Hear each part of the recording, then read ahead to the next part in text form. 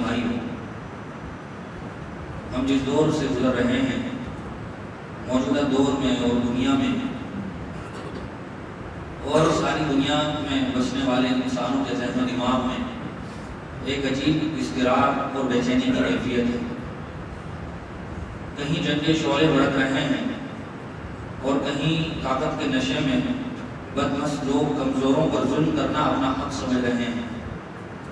کہیں انسانی جان کی کوئی قدر نہیں۔ ظلم و انصاف نے دنیا کے امن و سکون کو تباہ و برباد کر دیا ہے۔ اور بنیادی بات یہ ہے کہ یہ صورتحال اور یہ سچویشن صرف سیاسی یا جغرافیائی نہیں ہے، بلکہ اخلاقی اور روحانی بحران ہے، اخلاقی زوال اور پستیاں ہیں۔ اللہ تعالیٰ نے اس ساری صورتحال کی منظر کشی کرتے ہوئے قرآن کریم میں اس کو فساد فی الارض سے تعبیر کیا ہے، اور اللہ تعالیٰ نے دنیا میں بسنے والے انسانوں کو فساد فی الارض سے روکا ہے۔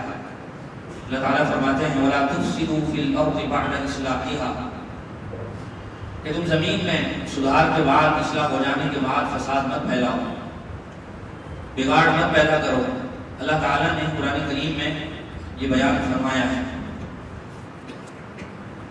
اگر ہم غور کریں اس ساری صورتحال کے پیچھے وہ کون سے اسباب و عوامل کار فرمائے ہیں، وہ کیا ریزنز ہیں کہ جن کی وجہ سے یہ سچویشن پیدا ہوئی اور یہ صورتحال اس قدر خراب اور ابتر ہوئی کہ کوئی بھی حالات پر نظر رکھنے والا آدمی رو رہا ہے اور افسوس اور ماتم کر رہا ہے۔ اللہ تعالیٰ نے اس کی وجہ قرآن کریم میں بیان فرمائی کہ جب سب کچھ ہونے لگے تو اس کی وجہ یہ ہے ظہر الفساد فی البر والبحر بما کسبت ایدی الناس، کہ جب خشکی اور دری میں فساد پھیل جائے اور بگاڑ ظاہر ہو جائے تو اس کی واحد وجہ لوگوں کا اخلاقی بحران ہے، اعمال کا نتیجہ ہے، اور ان کارستانیوں کا نتیجہ ہے کہ جو وہ ساری دنیا میں رونما ہے۔ اور پھر اس سارے سینیریو میں اور اس ساری صورتحال میں مسلمانوں کی تباہی و بربادی دوسرے لوگوں سے کہیں زیادہ بڑھی ہوئی ہے۔ اللہ تعالیٰ نے جس مسلمان قوم سے زمین میں خلافت کا وعدہ فرمایا تھا، جس قوم سے اللہ تعالیٰ نے وعدہ فرمایا تھا کہ ہم تمہیں دنیا کا اقتدار عطا فرمائیں گے، ہم تمہیں دنیا میں حکمرانی عطا فرمائیں گے، سلطنت و بادشاہت تمہارے زیر نہیں ہوگی، دنیا میں لوگوں پر اور افراد پر، قوموں پر حکمرانی تمہاری چلے گی۔ آج اس قوم کی حالت اس قدر ابتر ہے، تباہی و بربادی کی وہ دلخراش داستان ہے کہ جہاں مسلمانوں کا تذکرہ آتا ہے تو گھڑی کی سوئی اور ذہن کا تبادل صرف اس بات کی طرف ہوتا ہے کہ ہاں مسلمان تو وہی قوم ہے کہ جو اس ساری دنیا میں آپس میں دست و گریبان ہے، ایک دوسرے کا گریبان پھاڑنے میں اور ایک دوسرے کی جڑیں کھوکھلی کرنے میں لگی ہوئی ہے۔ یہ اس وقت کی مسلم امہ کی صورتحال ہے۔ اگر ہم غور کریں کہ ان سارے حالات کے پیچھے کیا اسباب ہیں، تو بہت سارے ایسے اسباب ہیں جو ہمیں پتہ چلتا ہے کہ یہ وہ سب بنیادی اسباب و عوامل ہیں کہ ہماری حالت اس قدر بدتر ہو گئی۔ اور اس ساری سچویشن کو سمجھنے کے لیے ہمیں قرآن و سنت کا سہارا لینا چاہیے کہ جو ہمارے لیے سب سے بہترین مشعل راہ ہے، ہماری صحیح اور بہترین سٹیک رہنمائی کرتی ہے۔ قرآن حدیث کی روشنی میں جب ہم حالات کو سمجھیں گے، جذبات کے بجائے بصیرت سے کام لیں گے اور صحیح معنی میں جاننے کی کوشش کریں گے تو ہمیں پتہ چلے گا کہ زمین میں اور اس ساری فضا میں فساد اور بگاڑ کی کیا وجہیں ہیں اور اسلام اس کا کیا حل پیش کرتا ہے۔ ہم سب جانتے ہیں کہ اسلام صرف چند رسموں اور رواجوں کا نام نہیں ہے، بلکہ بار بار یہ بات سنتے ہیں اور کہی جاتی ہے اور جو حقیقت پر مبنی ہے کہ اسلام ایک بہترین لائف اسٹائل طرز زندگی ہے۔ اسلام ہی اس دھرتی کا وہ صحیح دستور اور قانون ہے جو انسان کو اس کے اصل حقوق دلا سکتا ہے۔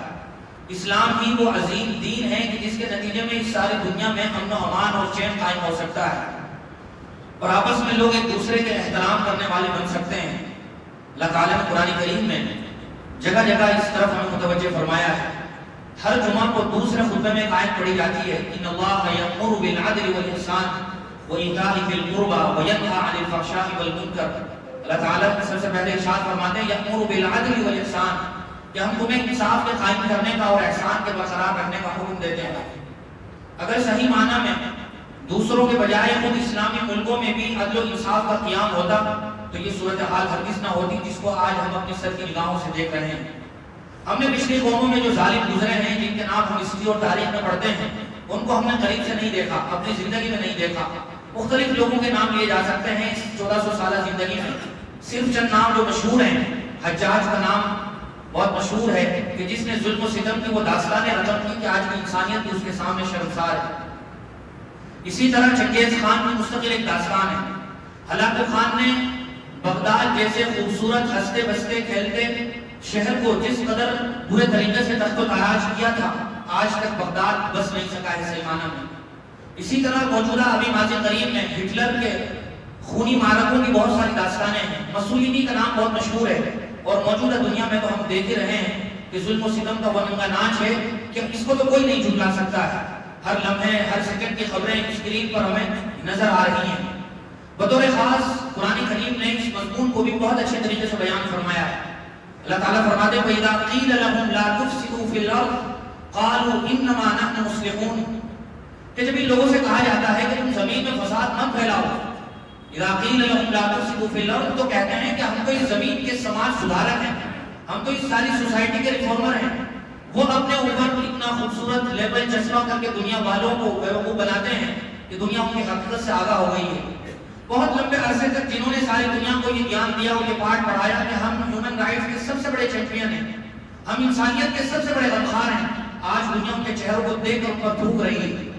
وہ رول ماڈل جس کو ساری دنیا کے سامنے پیش کیا گیا ہے، ہمیں بھی بڑے بڑے فلاسفروں نے، بڑے بڑے دانشوروں نے کلاسوں میں یہ بتایا کہ دیکھو یہ قومیں ہوتی ہیں، حکمران ایسے ہوتے ہیں۔ آج دنیا ان کے دوہرے معیار کو دیکھ رہی ہے، ان کی منافقت اور ان کی ہیپوکریسی کو بہت قریب سے دیکھ رہی ہے۔ ساری دنیا تماشا دیکھ رہی ہے کہ انہوں نے ہم سے پہلے لوگوں پر بھی اسی طرح مظالم ڈھائے ہیں جس طرح یہ آج ڈھا رہے ہیں، اور پاخانے کو اور گندگی کو سلور پیپر میں خوبصورت چمکتے کاغذ میں رکھ کر انہوں نے دنیا والوں کے سامنے پیش کیا، اور اس کی آڑ میں سارے ملکوں کو تباہ و برباد کر دیا۔ وہ ملک کہ جو فائنینشلی معاشی لحاظ سے بہت مضبوط تھے، وہاں کے لوگ امن چین اور سکون سے رہ رہے تھے، لیکن ان ظالموں اور خوخاروں نے وہاں کے تیل کے کنووں پر قبضہ کرنے کے لیے ظلم و ستم کے وہ پہاڑ توڑے کہ آج وہاں کے لوگ ایک وقت کا کھانا کھانے کے بھی محتاج ہیں۔ وہاں کے بچوں کی اس قدر خراب صورتحال ہے کہ ان کی جسمانی افزائش بھی صحیح طریقے سے نہیں ہو رہی ہے، وہ ہڈیوں کا ڈھانچہ ہے۔ ساری دنیا آج ان کو اسکرین کے سہارے سے اور سوشل میڈیا کے ذریعے سے دیکھ رہی ہے، اور اس ساری صورتحال میں غیروں سے تو کیا شکوہ کرنا، مسلم ملکوں کی جو بدترین صورتحال ہے، رونا رو رہی ہے۔ اس دنیا میں بسنے والا ہر وہ مسلمان کے جس کے ذہن و دماغ میں ذرا سا بھی ایمانی غیرت کا جذبہ موجود ہے اور ایمانی حرارت موجود ہے، وہ اپنے معاشی لحاظ سے پریشانی کے باوجود بھی مسلمانوں کی صورتحال پر رو رہا ہے۔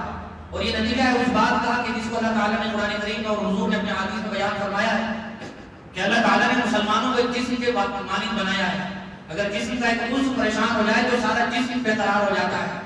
تو جس مسلمان کے، بلکہ ہندوستان کے پسماندہ گئے گزرے گاؤں دیہات میں رہنے والا ایک مسلمان بھی سوشل میڈیا کے تھرو جب یہ دیکھتا ہے کہ کیا کچھ ہو رہا ہے اور اس کارنامے میں مسلمان برابر کے حصے دار ہیں، تو اس کا دل دکھتا ہے اور وہ پریشان ہوتا ہے کہ دوسروں پر اس کا ٹھیکرا پھوڑنے کے بجائے یہ تو خود ہمارے مسلمان بھائی اس کے ذمہ دار ہیں، اور وہ ذمہ دار ہیں کہ جن کو اللہ تعالیٰ نے اقتدار اور حکومت کی باغدور عطا فرمائی، انہوں نے اس روئے زمین پر عدل و انصاف کے قیام کے بجائے عیش پرستی کے اسباب اپنائے۔ اگر ہم دیکھیں تو جب بھی مسلمان حکمرانوں میں عیش پرستی کی بات آتی ہے تو نہ صرف مسلمان بلکہ غیر کا ذہن اس طرف جاتا ہے کہ وہ یہ ان حکمرانوں کی بات ہو رہی ہے کہ جہاں جن ملکوں میں ڈکٹیٹرشپ ہے، جہاں ملکوں میں بادشاہت کا نظام آج بھی رائج ہے، اور وہ صرف چند اسلامی ملک ہیں۔ تو بہرحال اگر ہم غور کریں اس سارے حالات کے اسباب کی، تو چند ایسے بنیادی اسباب ہیں کہ جن کا ہمیں قرآن و حدیث کی روشنی میں پتہ چلتا ہے۔ سب سے بڑا سبب ہے اللہ تعالیٰ کی ہدایت سے دوری۔ جب انسان اپنی زندگی میں وحی الہی اور پیغام ربانی سے دور ہو جاتا ہے تو خواہشات ہی کو پھر اپنا خدا بنا لیتا ہے اور منمانی کو ہی سب کچھ تصور کرنے لگتا ہے۔ حق و باطل کی پہچان مٹ جاتی ہے، انصاف کی جگہ ظلم لے لیتا ہے۔ اللہ تعالیٰ نے فرمایا وَمَن لَّمْ يَحْكُم بِمَا أَنزَلَ اللَّهُ فَأُولَٰئِكَ هُمُ الظَّالِمُونَ، کہ جب انسانوں کے سامنے اللہ تبارک و تعالیٰ کی طرف سے نازل کردہ قرآن کریم کی روشنی نہیں ہوگی تو پھر وہ ظالمین میں سے ہو جائیں گے، وہ پھر اپنی من مرضی کے مطابق آرڈر جاری کریں گے اور فیصلے نافذ کریں گے۔ بڑا سبب ہے دنیا میں اس اتھل پتھل اور اس بے شکی اور بے قراری اور اضطراب کا کہ امت اور عالم انسانیت وحی ربانی سے اور قرآنی پیغام سے دور ہوتی چلی گئی۔ اس پر مستقل تفصیل سے بات کی جا سکتی ہے۔ دوسرا ایک بہت بڑا سبب ہے طاقت کا غلط استعمال۔ یہ وہ عنصر ہے کہ جب دنیا میں کسی فرد یا قوم کے پاس طاقت آتی ہے اور اس کے ساتھ جواب دہی کا احساس نہیں رہتا تو پھر طاقت ظلم میں بدل جاتی ہے۔ اللہ تعالیٰ نے اس مضمون کو بیان کرنے کے لیے فرعون کا بہت لمبا چوڑا واقعہ بیان فرمایا ہے۔ فرعون نے صرف اپنی حکومت کو باقی رکھنے کے لیے نہ صرف یہ کہ جوانوں اور بوڑھوں کو اس دنیا سے رخصت کیا بلکہ بچوں کو بھی نہیں بخشا۔ ہم دیکھتے ہیں کہ اس کے کسی نجومی کاہن نے یہ کہہ دیا کہ تمہاری حکومت کا زوال اب طے ہو چکا ہے بچے کے نتیجے میں جو پیدا ہونے والا ہے، تو اس نے صرف اپنی حکومت کو بچانے کے لیے اور ایک کاہن کی اس بات کو اپنانا کر دنیا اپنے ملک میں ہی آرڈر جاری کر دیا کہ اب کسی لڑکے کی پیدائش ہمارے ملک میں ناممکن ہے، لہٰذا سارے دن ہرکارے کارندے درباری اور ملازمین گلیوں میں گھومتے رہتے، جس گھر سے بھی یہ خبر ملتی ذرا سی تھی کہ اس گھر میں بچہ پیدا ہوا ہے، لڑکا پیدا ہوا ہے، تو صحیح طرح سانس لینے سے پہلے اسے زندہ دفن کر دیا جاتا تھا۔ موجودہ دنیا میں بھی چند ایسے جو طاقتور حکمران سمجھے جاتے ہیں، انہوں نے جس ملک کو بھی اپنے لیے ذرا سا خطرہ تصور کیا یا ان کے کاہنوں اور نجومیوں نے انہیں یہ بتایا کہ فلاں اسلامی ملک میں یا مسلم ملک میں قرآن و سنت کی روشنی عام ہو رہی ہے، تو انہوں نے اسی کو ہی اپنے لیے خطرہ سمجھا اور ساری دنیا کو بھی یہ سبق پڑھایا کہ اس ملک میں ٹیررزم اور دہشت گردی عام ہو رہی ہے، یہ دنیا انسانیت کے لیے آگے چل کر خطرے کی گھنٹی ہے۔ صحیح طریقے سے پھلنے پھولنے سے پہلے ہی سارے ملک کو تباہ و برباد کر دیا۔ کئی ملکوں کی مثالیں دی جا سکتی ہیں۔ ہم جس دور میں جی رہے ہیں، اس دور میں کسی بھی چیز کی ریسرچ اور تحقیق انتہائی آسان ہو گئی۔ عراق تباہ و برباد ہو گیا، اسی طرح افغانستان کو لمبے عرصے تک تباہ و برباد رکھا گیا۔ لیبیا کے لوگ آج بھی ایک وقت کے کھانے کے محتاج ہیں۔ غزہ کی جو صورتحال رہی وہ ہم سب جانتے ہیں، اور موجودہ جو حالت ہے پچھلے 40 سال سے ملک ایران میں کہ صرف انہیں یہ سن کچھ ہوئی کہ فلاں ملک اپنے لیے اپنے آپ کو ہر طریقے سے تیار کر رہا ہے، سیلف ڈیفینس کے لیے اپنے آپ کو تیار کر رہا ہے، تو ساری دنیا کو بے وقوف بنا کر اسی ملک کو ہی تباہ و برباد کر دیا۔ تو یہ طاقت کا وہ غلط استعمال ہے کہ جس کے نتیجے میں دنیا میں کبھی بھی امن و امان اور چین و سکون قائم نہیں ہو سکتا ہے۔ تیسری بہت بڑی وجہ اخلاقی زوال ہے۔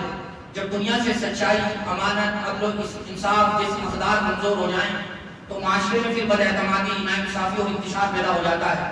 جھوٹ اور خیانت عام ہو جائے تو پھر وہ حالت ہوتی ہے جو ہم دیکھ رہے ہیں۔ بڑی بڑی کمپنیاں جو اس قدر مالدار ہیں کہ ان کا ٹرن اوور کئی ملکوں کی GDP کے برابر ہے، ان کمپنیوں کے ملازمین بھی سارے دن لوگوں کو فون کر کر کے بیوقوف بناتے ہیں اور جھوٹی اسکیمیں بتا کر ان کا پیسہ لوٹنے کی کوشش کرتے ہیں۔ یہ تو ان کمپنیوں کا حال ہے جو مال سے لدالد بھری ہوئی ہیں۔ اس کے علاوہ انفرادی طور پر ہمارے معاشرے اور سوسائٹی میں کیا صورتحال ہے وہ ہم قریب سے جانتے ہیں۔ بڑا سیلس مین یا بڑا مارکیٹنگ ٹیچر کو سمجھا جاتا ہے کہ جو دوسرے آدمی کو بیوقوف بنا کر اپنا خام مال، بیکار مال بیچ دے تو اس کو کہا جاتا ہے کہ یہ بہت بہترین دکاندار ہے۔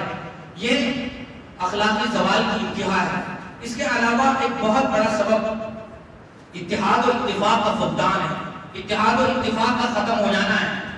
جس امت کو یہ پیغام دیا گیا تھا کہ تمہیں اللہ تبارک و تعالیٰ کی رسی کو مضبوطی سے پکڑے رکھنا ہے، وَاعْتَصِمُوا بِحَبْلِ اللَّهِ جَمِيعًا وَلَا تَفَرَّقُوا، کہ اللہ کی رسی کو مضبوطی سے پکڑے رہنا، کبھی بھی تفرقے میں کا شکار مت ہونا، آپس میں مت بٹنا۔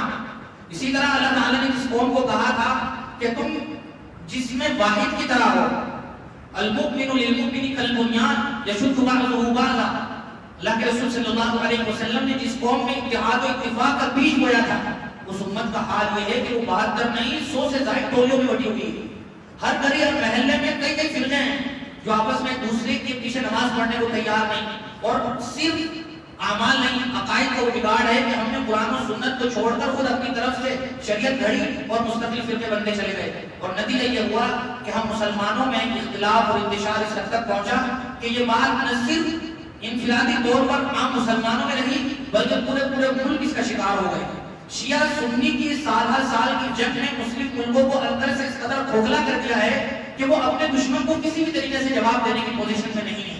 ہم نے دیکھا، تازہ ترین مسئلہ دیکھا کہ جن ملکوں نے دوسروں پر تکیہ اور بھروسہ کیا، ان ملکوں کو لمبی چوڑی رقم دی اور ان ملکوں کے وہاں فوجی اڈے اپنے ملکوں میں بنوائے کہ یہ ہماری طرف سے دفاع کریں گے، ہماری حفاظت کریں گے. انہوں نے وقت آنے پر کس طرح ساتھ چھوڑا ان کی اپنی نظر کے حساب سے. اور پھر سنی اور شیعہ کی جو بڑی آڑ اور کھائی اس وقت موجود ہے اور سال سال سے موجود ہے. اور اس شیعہ سنی کی آڑ میں ہزاروں نہیں، لاکھوں نہیں، بلکہ کروڑوں مسلمانوں کا خون اس قدر آسانی کے ساتھ بہا اور اس قدر تیزی کے ساتھ بہا کہ ساری دنیا تماشا دیکھتے رہی. باطل کے ماننے والے اور کفر و شرک کے علمبردار مسلمانوں کی اس ساری فلم پر ہنستے رہے اور نتیجہ یہ ہوا کہ مسلمان ملک اس قدر کمزور ہوئے کہ ان کی جو اپنی صورتحال ہے وہ اب ہم اپنی آنکھوں سے دیکھ رہے ہیں. تو نہ صرف شیعہ اور سنی، اس کے علاوہ ہم نے اس قدر ٹکڑیاں اور ٹولیاں آپس میں بنا دی ہیں کہ مسلمانوں کا وجود بالکل کمزور ہو گیا ہے. مسلمانوں میں اتحاد کی جو طاقت ہونی چاہیے تھی، مسلمانوں کا اپنا جو وقار، مسلمانوں کا جو اپنا روب و دبدبہ اس دنیا میں ہونا چاہیے تھا، مسلمانوں کو کوئی خاطر میں نہیں لاتا ہے. مسلمانوں کو اب مسلمانوں کا کوئی بھی باز و لحاظ نہیں رکھتا ہے. اس کی ایک بہت بڑی بنیادی وجہ ہے کہ اتحاد و اتفاق بالکل ختم ہو گیا ہے. علامہ اقبال نے تو فرمایا تھا منفعت ہے کہ اس قوم کی نقصان بھی ہے، ایک ہی سب کا نبی، دین بھی، ایمان بھی ہے. اتنی ساری چیزیں تو اتحاد کے پیمانے کے لیے کسی دھرم میں نہیں ہے. اللہ تعالیٰ نے جس قدر ہمیں اتحاد کو قائم رکھنے کے معیار اور مواقع عطا فرمائے ہیں کسی دھرم میں ہمیں دیکھنے کو نہیں ملیں گے. لیکن اس کے باوجود سب سے زیادہ اختلاف، انتشار، تفرقہ وہ صرف مسلمانوں میں ہے. اور پھر جس ساری دنیا پہ حاوی ہوتی چلی گئی اور مسلمان تنزلی اور تباہی اور بستی کے قار مذلت میں جا گرے. اسی طرح بہت بڑی بنیادی وجہ اس موجودہ حال کی اور اس ساری سچویشن کی مسلم ملکوں میں اسلامی غیرت و حمیت رکھنے والوں پر عرصہ حیات تنگ کر دیا جانا. ہونا تو یہ چاہیے تھا کہ سارے مسلم ملک ساری دنیا کے سامنے ایک ایسا نظام پیش کر کے عملی طور پر پریکٹیکلی کہ جو ساری دنیا کے لیے رول ماڈل بنتا. ان کے ملکوں میں نہ صرف صاف ستھری سڑکیں ہوتی، بلند و بالا محلات ہوتے، عدل و انصاف کا بہترین نظام ہوتا. لیکن انہوں نے یہ کیا کہ اپنے ملک میں ہی جس آدمی نے اسلامی تحریک کو برپا کرنے کی کوشش کی اس کو ہی جیل میں ڈھونس دیا گیا. ہزاروں نہیں، لاکھوں علماء مسلم ملکوں کی جیلوں میں وہ ہیں جو قید و بند کی صعوبتیں جھیل رہے ہیں کہ جن کا اس دنیا میں مقصد اور جن کی ساری تگودو، جن کی ساری محنت یہ تھی کہ اس دنیا میں مسلمانوں کے درمیان دین کی شمع کو روشن کیا جائے، مسلمانوں کو جگایا جائے. لیکن انہوں نے انہیں نیک صالح علماء کو اپنے لیے خطرے کی گھنٹی تصور کرتے ہوئے ان کال کوٹیوں میں ڈال دیا کہ ان کا کوئی گسانے حال نہیں. تو ان ایسے لوگوں کی بددعائیں ہر وقت ان کا پیچھا کر رہی ہیں اور جو آج بڑی بڑی گدیوں پر براجمان ہیں اور وہ یہ سمجھتے ہیں کہ ہمارا یہ اقتدار ہمیشہ باقی رہے گا. ہم لوگوں کی زبان سے نکلنے سے پہلے ہی کوئی بات ان کو جیلوں میں ڈھونس دیں یا وہاں غائب کر دیں کہ پتہ ہی نہ چلے کہاں غائب کر دیا. تو اللہ تعالیٰ کے یہاں ظلم کا بہت ہی خطرناک انجام ہے. اللہ تعالیٰ نے ان سے زیادہ طاقت پر لوگوں کو نہیں بخشا. قوم عاد کے واقعات ہم قرآن کریم میں پڑھتے ہیں، قوم ثمود کے، فرعون کے، حامان کے، قارون کے، نمرود کے، جنہوں نے اپنی حکومت کی بساط کو مزید بچھانے کے لیے لوگوں پر ظلم کیا. تو نتیجہ وہ ہوا جو ہم پڑھتے رہتے ہیں. تو آج جن کو اللہ تعالیٰ نے حکومت عطا فرمائی ہے، جن کو اللہ تعالیٰ نے اقتدار بخشا ہے، ہونا تو یہ چاہیے تھا کہ وہ ساری دنیا میں اسلام کی امیج کو خوبصورت بناتے، جو پہلے سے بہت زیادہ خوبصورت ہے وہ زمینی سطح پر اسے لاگو کرتے، لیکن وہ ساری دنیا کے لیے پھٹکار اور لعنت کا ذریعہ بن گئے اور ان کا کوئی پرسان حال نہیں رہا. تو اللہ تعالیٰ نے جو ہمیں نظام زندگی عطا فرمایا ہے وہ صحیح معنی میں اس لائق ہے کہ ہم انفرادی طور پر بھی اور اجتماعی طور پر بھی اسے اپنائیں تو ساری دنیا میں امن و امان قائم ہو جائے اور چین و سکون کا لوگ سانس لے سکیں. تو ہم اپنی ان تمام تر بربادیوں کے افسانے نہ صرف یہ کہ دوسروں کے بارے میں لکھتے رہیں اور اپنی اس تباہی کی ذمہ داری ہم دوسروں کے ساتھ ڈالتے رہیں. ضروری ہے کہ ہم اپنے گریبان میں جھانکیں، ہر آدمی انفرادی طور پر اپنے گریبان میں جھانکے کہ معاشرے کے لیے کیا میں اچھا کر سکتا ہوں. سب سے پہلی بات اپنے آپ سے شروع ہوتی ہے. اگر معاشرے کا ہر فرد اپنے بارے میں غور کر لے کہ مجھے اچھا انسان بننا ہے، ایک سچا مسلمان بننا ہے، اور ہر آدمی اپنے بارے میں کوشش کر لے تو پورا معاشرہ صالح معاشرہ ہو جائے. اور مسلم حکومتیں اگر اپنے طور پر یہ غور و فکر کر لیں کہ ہمیں صحیح معنی میں اسلام کا نمونہ ہونا چاہیے تو دنیا کی کوئی طاقت نہیں جو ان کا بال بینا کر سکے، کوئی ایسی طاقت نہیں ہے جو میری آنکھ سے ان کو دیکھ سکے. لیکن یہ سب ہمارے ہی کالے کرتوتوں کا نتیجہ ہے جس کو اللہ تعالیٰ نے قرآن کریم میں بھی بیان فرمایا ہے. ظہر الفساد فی البر والبحر بما کسبت ایدی الناس لیذیقہم بعض الذی عملوا لعلہم یرجعون. اللہ تعالیٰ ہم سب کو اور پوری امت مسلمہ کو اپنی حفظ و امان میں رکھے. وآخر دعوانا الحمدللہ رب العالمین.